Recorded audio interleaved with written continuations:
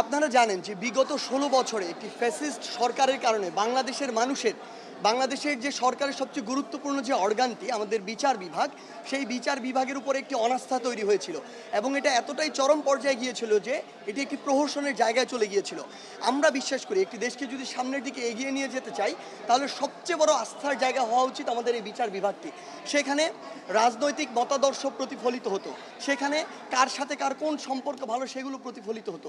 সেই জায়গা থেকে যে সত্য এবং ন্যায়ের যে পথ, যেটি আমরা বিচার বিভাগ থেকে প্রত্যাশা করি, সেটি ছিল না।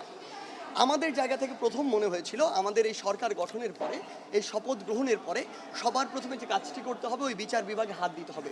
এজন্য আমরা আমাদের জায়গা থেকে প্রধান বিচারপতি হিসেবে এমন একজনকে নিয়ে কথা বলেছি আমরা বিশ্বাস করি যার গ্রহণযোগ্যতা এই মুহূর্তে পুরো বাংলাদেশে সবচেয়ে বেশি, এবং শুধু বাংলাদেশ নয়, পৃথিবীব্যাপী যার একটি সুনাম রয়েছে।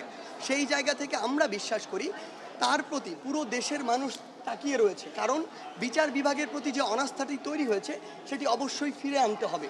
সেই জায়গা থেকে আমরা বিশ্বাস করি তিনি পুরো বাংলাদেশের মানুষের এই আস্থার প্রতিদানটি দিবেন, এবং পুরো বাংলাদেশে এই বিচার ব্যবস্থাটি আর কোনো রাজনৈতিক আদর্শের ভিত্তিতে নয়, আর কোনো দলাদলির ভিত্তিতে নয়, কিংবা আর কোনো মতাদর্শের ভিত্তিতে নয়, বরং যেটি সত্য, যেটি ন্যায়সঙ্গত এবং যেটি আইনগতভাবে ঠিক, সেটির ভিত্তিতে বাংলাদেশের বিচার ব্যবস্থা চলবে এবং পুরো বাংলাদেশের বিচার ব্যবস্থার উপরে বাংলাদেশের মানুষের আস্থা ফিরে আসবে। ধন্যবাদ।